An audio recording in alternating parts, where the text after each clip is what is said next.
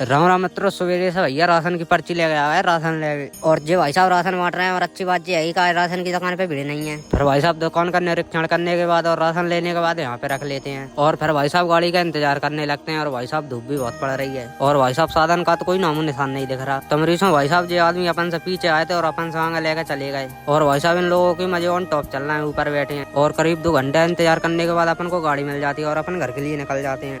और फिर गाँव पहुँच जाते हैं। और भाई साहब ये अपने गाँव का हाई स्कूल है।